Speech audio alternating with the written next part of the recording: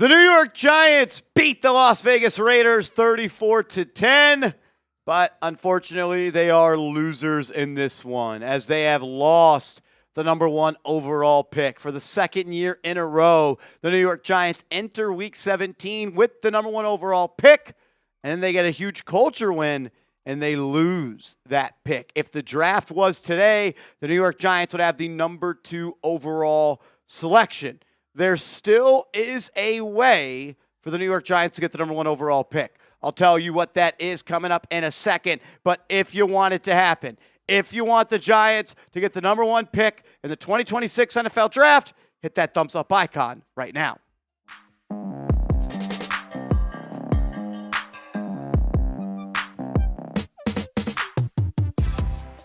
This is New York Giants Now by Chat Sports. I am your host, Marshall Green, and I'm not going to lie to everybody. I am extremely conflicted with the outcome of today's game.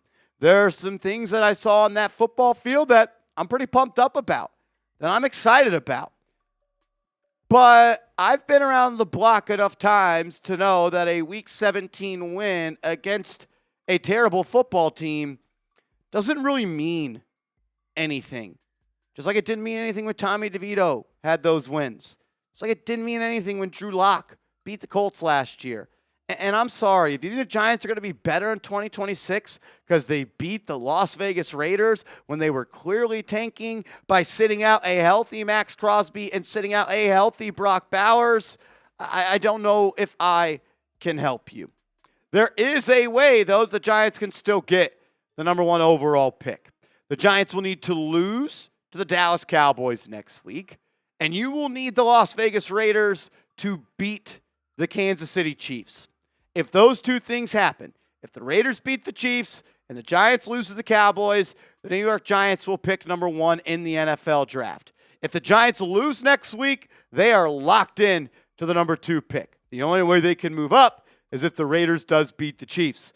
And we saw the Tennessee Titans beat the Chiefs 2 weeks ago. And I wouldn't say they're a very good football team, and they're down to their 3rd quarterback. The Raiders are the worst team in the NFL. They're the worst football team I have seen in my 31-year-old life watching the National Football League. I don't necessarily think it's a great chance that the Raiders are going to beat the Chiefs, but I think it's a possibility, and we'll find out. But that is how the New York Giants get the number 1 overall pick. I'm conflicted in today's win. Outside of it not really meaning anything is because you had some players play good. I thought Abdul Carter was once again really good in this ball game. What did he have? Another half of a sack, 2 tackles for loss, made some plays behind the line of scrimmage, 3 tackles, 2 tackles for loss on their half sack. 4 weeks in a row that Abdul Carter has had at least half a sack and 4 quarterback hits. He played well, and I'm always going to root for Abdul Carter, especially number 3 overall picks in the rookie year to be successful. Brian Burns had another awesome game. He's up to 16 and a half sacks on the year. I think that's tied for 4th most or maybe 3rd most in NFL history with Jason Pierre-Paul. And Giants history. Did I say NFL Giants history? Sorry about that. And look, I thought Jaxson Dart showed some really good signs. 2 rushing touchdowns for Jaxson Dart today. He took care of the football. There weren't really, I don't remember any dropped interceptions. But we also didn't see them be aggressive. 22 completions for 200 yards. It was a lot of check down Charlies, a lot of screen passes. And I don't think Jaxson Dart needs to apologize for putting up 27 points on the Las Vegas Raiders. There was a kick return by Deonte Banks. Joe Shane always knew he was the next Devin Hester. But I don't know. Nothing about today's game changed how I feel about Jaxson Dart in a positive or a negative way. So I think that could be said about that. Wan'Dale Robinson looked really good. 11 catches, 113 yards, 10.3 yards per catch, a long reception of 36 yards. He did have a drop on the left sideline. I don't know if they're going to categorize that as a drop, but the ball wasn't here. It was here, and he dropped it. Your kicker, Ben Sauls, kind of looking like the answer a little bit. 2 field goals attempted, 2 field goals made, 4 of 4 on extra points. Bobby Okereke had an interception. yeah, like there were some players that played well. But overall, like you won the battle today, but you lost the war. You won the battle, but you lost the war. What we need to happen is to, one, lose to the Cowboys next week. And even if the Raiders win or lose against the Chiefs next week, you need Oregon to win the college football playoff. You need Dante Moore to emerge as a can't-miss quarterback prospect in this draft, and you need that number 2 overall pick to become extremely valuable for a quarterback-needy team to want to trade up to go and get it. If the draft were to end today, or the draft were to be today, the Jets would be picking number 3. So in theory, if Dante Moore emerges, which right now he's going to be a top 5 pick, it looks like, but if he emerges as a can't-miss prospect, there's going to be a team that's going to want to leapfrog the New York Jets to go get him. And that could create another bidding war. So I'm trying to be positive. I don't know. I'm doing my best. Make sure you are hooked up with some Giants Now by Chat Sports gear. Go to chatsports.com/Giants Now shirt. It's chatsports.com/Giants Now shirt. Support the show and get your merch today. I want to bring on producer Andrew Connell to talk about this one. I think this is one where we could bounce some thoughts off each other. I think we could both fairly say we did not want the New York Giants to win today. 100%. We also didn't want the New York Giants to look like a clown show, and they didn't look like a clown show. I guess, how are you feeling, and what's going through your head right now? Yeah, just as you said that, I kind of just pictured, like, imagine this score was reversed, and you got beat 34-10 by the Raiders. Joe Shane's gone. How would we feel? We'd be fist pumping and celebrating. We would be happy, and it would also be, this is how bad we are as a football team. We can't even beat the Raiders also. So I don't know. Like, sucks that we are probably not going to get the number 1 pick. That's something that I think everyone, or every Giants fan should want. If you want what's best for the team, it's objectively best for the Giants to end up with a number 1 pick, to either select what they think is the best player, or ideally probably when they already look like they have their quarterback of the future, trade back with a team looking to select either Fernando Mendoza, Dante Moore, whatever quarterback separates himself from the top of the pack. And that could change with time left in the college football playoff, scouting combine, pro days, visits, all that stuff coming up.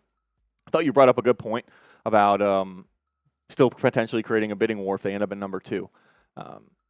And teams get nervous when it comes to the quarterback position.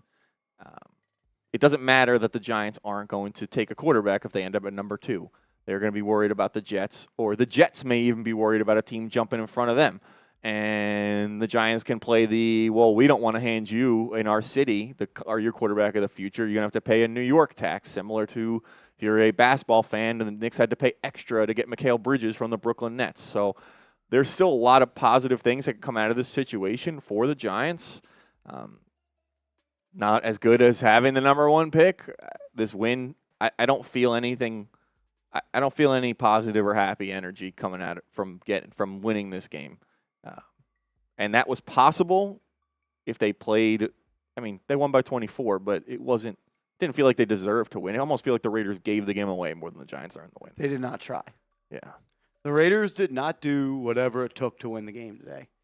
I guess a positive note is we don't have to hear the BS about trading Dart for Mendoza anymore. Yeah. I think that's look, I'm grasping for straws here.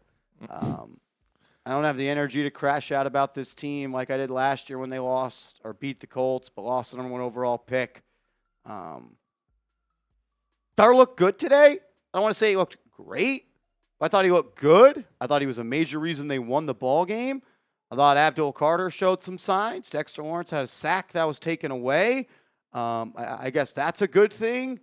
I don't know. This team they've beaten the hope, the optimism, and all the fun stuff out of me at this point. Yeah, it's hard to – I think it's like you'd rather them look good and play well and potentially bring some momentum into next year with guys like Dart, guys like Carter, guys that regardless of a new GM or not, are going to be a part of this future for the New York Giants. No new GM is coming in and get rid of guys like Jaxson Dart and Abdul Carter. But, yeah, when you see Deontay Banks make a play, when you see Bobby Okereke make a play, when you see Singletary make plays,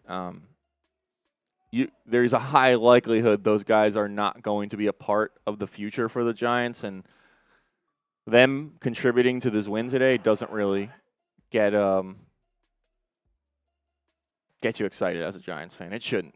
So we'll see what happens in the future and what happens next week. And there is still a chance the Giants end up at number 1. But, if it's number 2, they'll have to make the best of whatever that situation is, whether it's still doing a trade or, maybe a trade doesn't materialize and they just take whoever their top player is at number 2. I think trade is in the best interest because they need a lot of pieces on this team, but can't force trade it with to the happen. Jets would be cool because you move down one spot, but maybe you get an additional second-round pick or something like that. I mean, you're still getting whoever you would have taken at number 2 anyway. I think if they're in a position, even at 2, the later the trade waits to happen, the bigger the haul is going to be. I mean, you look at even. So go ahead. What was the trade for this year? They went up to get Travis Hunter from 5 to 2. It was a lot, and that's not for a quarterback. And there's a quarterback, obviously always quarterback tax added onto that depending on where the team's coming from. And if it's the Jets, there's going to be a New York tax on there as well. I would expect that from the new GM. Hopefully it's not Joe Shane. So the Jags to move up to 2. From 5. From 5. They gave up a second-rounder, a fourth-rounder, and a first-rounder, but they also got back a fourth and a sixth. So let's cross off the 2 4s. So it's a second, 6, and a first, and swap of 4s. Yeah. So they still netted a first. Yeah. An extra first, and they netted a second. And in We would theory, take that in a heartbeat. for a quarterback would be more. Yeah. So you look at the draft order right now, Raiders, Giants, Jets, Titans, Cardinals, Cleveland, Washington, New Orleans, Kansas City, Cincinnati, Rams at 11. Jets could trade up. There's a few teams in Cardinals could trade up. Browns could trade up. Rams could trade up. But the Dolphins could trade up. I don't think that's out of the question. Yeah, Tua seems like he's done in Miami. So teams I'm looking at that could trade up could be the Dolphins, the Browns, and the Cardinals. And the And Jets. the Cardinals are getting, and the Jets. The Cardinals are getting rid of Kyler Murray. Say the Rams. Yeah, and the Rams, I guess, at 11. They have that extra first if they want to. There's been rumored for years they're looking for the successor to Matthew Stafford. Obviously, Stafford's still playing at a high level, but the Rams have that Atlanta pick where they're at 11. They're probably not going to be that high ever again unless they trade back and try and just punt it into future years. But if they like one of these guys, they could go and get him. I don't know. We'll see. They are a team that probably doesn't feel like they need a lot of draft picks, so they may be willing to give up a lot. Yep. Appreciate everybody who tuned in today. If you want the number 1 overall pick, if you want the Raiders to beat Kansas City Chiefs with no Mahomes, no Gardner Minshew, and some quarterback that sounds like he was a part of a Key and Peele skit, hit that thumbs up icon right now.